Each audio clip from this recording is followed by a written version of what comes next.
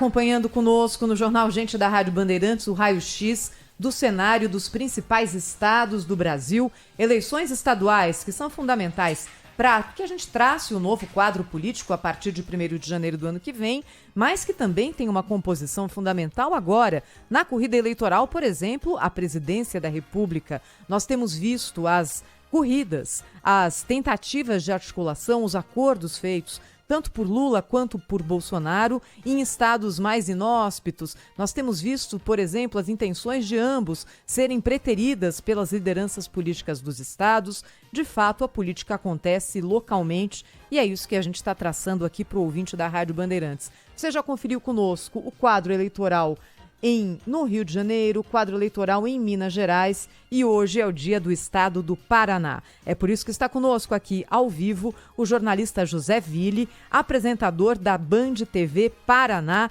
olha, um grande conhecedor da política paranaense, da política nacional, com quem eu tive o prazer de estar na semana passada em Curitiba, quando fui visitar a Band Paraná, e eu dou as boas-vindas agora ao José Ville. Tudo bom, Ville? Bom dia, obrigada por conversar conosco aqui na Rádio Bandeirantes. Bom dia para todos que estão ligados com a gente. Tudo muito bom, obrigada. Vili? Sônia Blota também está conosco aqui nessa conversa, Vili direto de Paris, mas observando de olho atento tudo que acontece aqui no nosso país. Vili, queria começar a pedir para você fazer o básico para a gente começar a nossa conversa. Cenário eleitoral hoje no Paraná para governo do estado. Quem é o favorito? Quem são os participantes? Qual é o quadro que a gente tem agora nesse começo do mês de agosto? Vamos então ao resumo. A última pesquisa que foi divulgada, que traz o Paraná, foi do IPESP, foi no último dia 25 de julho. E aí aparece na disputa pelo governo do estado o Ratinho Júnior, que é o atual governador, filho do apresentador Carlos Massa, que o Brasil conhece aí pela televisão. O filho dele é governador aqui no Paraná, tinha sido deputado algumas vezes antes, deputado federal, e está bem à frente de Roberto Requião, que agora foi para o PT. Roberto Requião foi governador do Paraná por 3 vezes, agora tenta uma 4ª vez. E nesta pesquisa, vamos dar aqui então os números. Aparece Ratinho Júnior na pesquisa, em primeiro lugar, espontânea, que é quando a própria pessoa diz o que ela pensa, sem apresentarem antes os nomes. Na espontânea, aparece Ratinho Júnior com 27% contra Roberto Requião com 11%. O terceiro colocado desistiu, então nem vamos considerar, que é o César Silvestre Filho, acabou desistindo e os demais não pontuam. Então, nós temos 2 apenas numa disputa para valer. Daí vamos ver também agora a pesquisa estimulada, onde os nomes são citados dos candidatos. Neste caso, o Ratinho Júnior aparece com 51% das intenções de votos, contra 25% dos votos para Requião. César Silvestre teria 2 pontos, mas, como dissemos aqui, desistiu. Está fora do páreo. Já faço também para você os números do Senado, Thaís, ou você quer alguma consideração sobre esse caso do governo do estado antes? Eu acho que a gente pode falar um pouquinho mais sobre o governo do estado, Vili, porque pelo quadro que você nos traça, a possibilidade hoje relatada nas pesquisas de vitória em primeiro turno do governador Ratinho Júnior é muito grande, né? Exatamente. Ele está no governo, isso é uma vantagem bastante grande. O Paraná tem uma tradição. O Paraná é um estado curioso. Outros estados, talvez no Brasil, tenham casos assim. Mas aqui, se você tivesse visitado o Paraná, se estivesse já nascida no ano de 80, mais ou menos, você veria na disputa os mesmos sobrenomes que você está vendo hoje. Na maioria dos casos, os próprios candidatos. As pessoas aqui parece que não percebem que o tempo vai passando. Então, nós temos aqui candidatos já todos ali um pouquinho antes dos 80 ou depois dos 80. Esses candidatos continuam disputando. Isso é uma tradição. Não se entrega o cargo para grupo opositor, que geralmente fica aqui esfacelado. Quando tem um grupo forte, ele se impõe e aí fica e há essa continuidade, então, aqui no estado do Paraná. É algo curioso, porque é um estado que tem um bom grau de instrução, mas tem muito ainda de rural. O agronegócio é muito forte aqui também. Então tem essas famílias, né, que se criam e que se mantêm permanentemente no cargo. Essa é uma característica paranaense. Vili, a Sônia aqui, um prazer aqui ter você no Jornal Gente, na Rádio Bandeirantes, que estou muito curiosa na questão do quadro para senador. E queria saber de você que respira aí a política paranaense, como é que fica a relação de Sérgio Moro e Álvaro Dias nesse imbróglio todo, hein?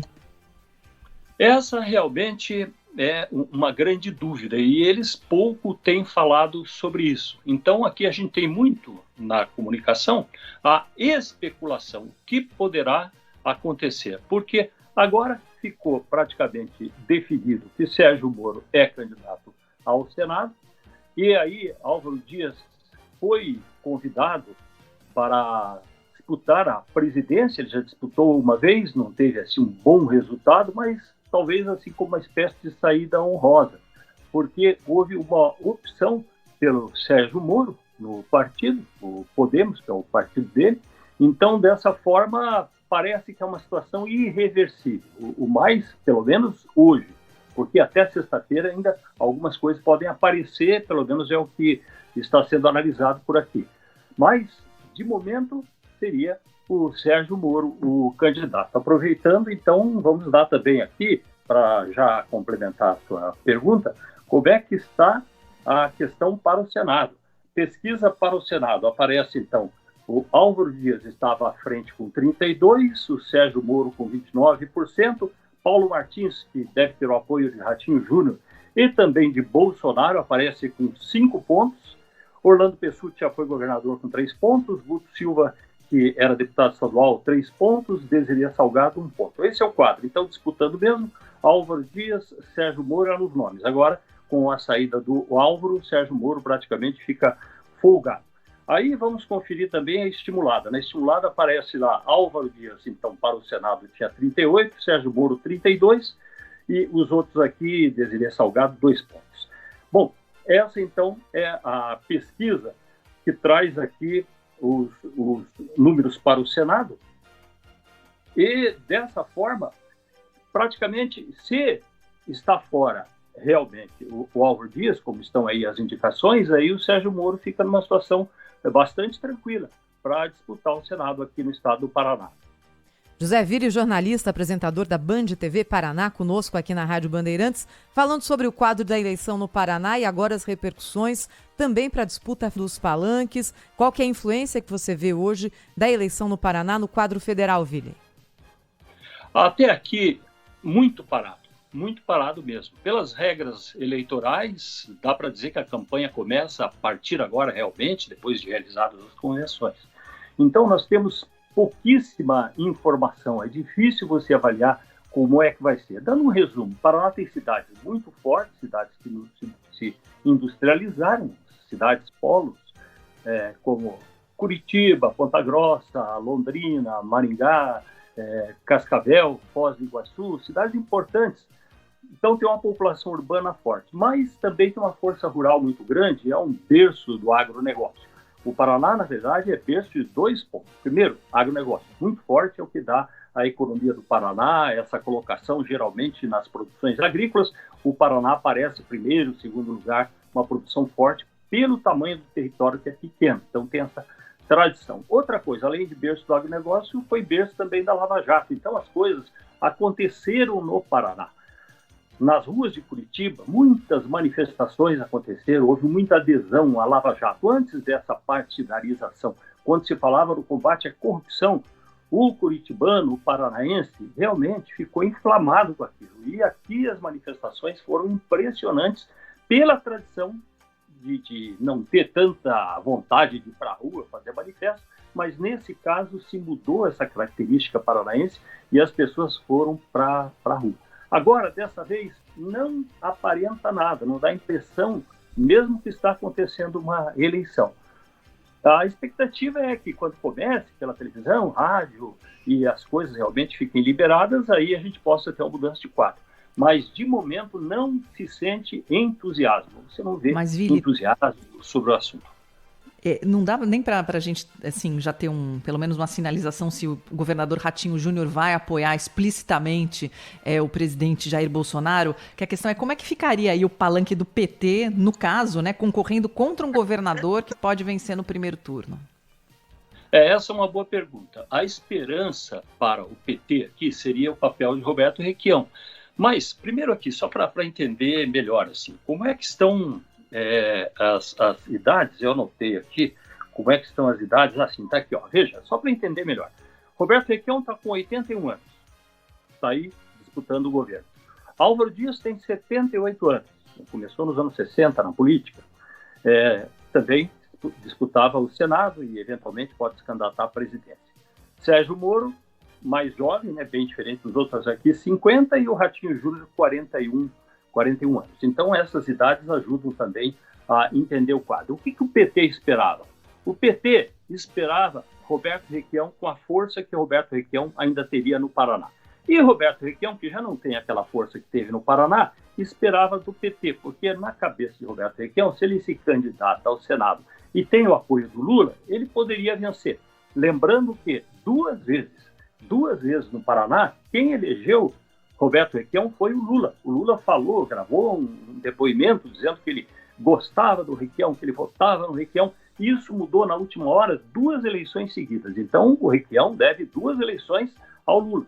A expectativa, então, e respondendo a pergunta objetivamente, seria a mesma, que agora Lula, no momento de crescer na campanha, possa elevar os números do Requião contra o seu oponente, que é o Ratinho Júnior. Mas essa não é uma pergunta que não está respondida. Vai depender muito, vai ter uma ligação de eleição local com eleição federal. Vai depender muito de como Lula vai ter desempenho a partir de agora para poder erguer o Roberto Requião, que no momento não está bem. Pois é, e quando a gente olha para os números da pesquisa do Instituto Paraná, Vili, que a gente divulgou hoje aqui na Rádio Bandeirantes, com o cenário para a presidência, a região sul é a região onde o presidente Jair Bolsonaro tem o seu melhor desempenho, tem a melhor avaliação do seu governo e, na região sul, Bolsonaro ganha de Lula e ganha de longe, 46,3 versus 31,3.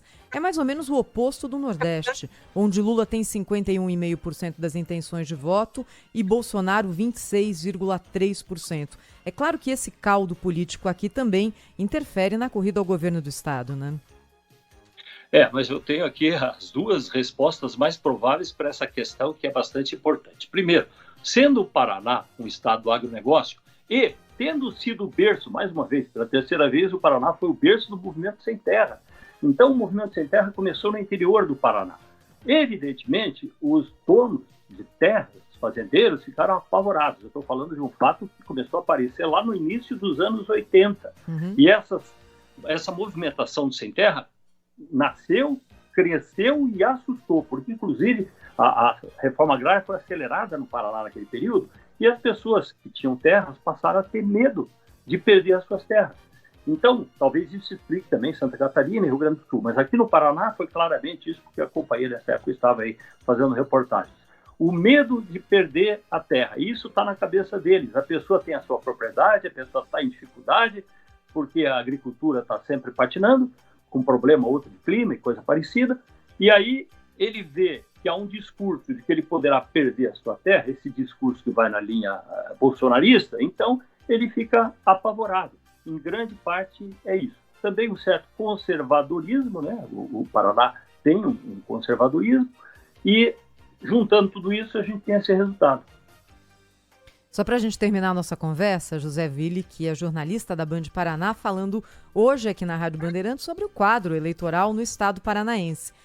Nós sempre queremos também aqui levar boas práticas de gestão ao nosso ouvinte, ao ouvinte de todo o Brasil, e entender por que alguns governadores que se lançam à reeleição conseguem, como no caso do Ratinho Júnior, uma boa avaliação, e outros, às vezes, nem tentam seguir na disputa porque não vão ser reeleitos. No caso da gestão Ratinho Júnior no Paraná, esse percentual alto nas intenções de voto que ele tem nesse momento, você atribui a quê? A nome, a gestão, a algum tipo de entrega que foi feita para a população do Paraná? Qual que é a marca da gestão de Ratinho Júnior na sua visão, Ville? O primeiro ponto é separar o Ratinho Júnior do Ratinho Pai. O Ratinho Pai faz aquela figura cômica, fala sem pensar, fala o que pensa, e tem a possibilidade disso hoje. Então ele cria muitas restrições. O Ratinho Júnior é diferente porque ele teve uma educação superior, ele foi depois deputado federal por 3 vezes, também aqui no Paraná está praticamente terminando o mandato, não houve nenhum grande escândalo que se conheça, não houve divulgação de nenhum grande escândalo, como acontecia anteriormente. Então, a partir disso, só de fazer o básico e não ter essas arestas, já é um grande caminho na avaliação. O eleitor aqui é tido assim como acomodado. Geralmente o governo não tem defeito, é uma coisa curiosa. Faz uma piada que para o paranaense melhor governo que esse, só o próximo. E, geralmente é uma aprovação. Mas tem outro elemento que complementa esse, a força da comunicação. O Grupo Massa do PAI, aqui no Paraná, tem os canais de televisão, tem as principais rádios.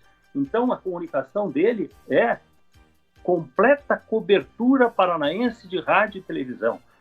E geralmente também, como há muita adesão, né, política, midiática, então isso explica essa pergunta que você fez, Thaís.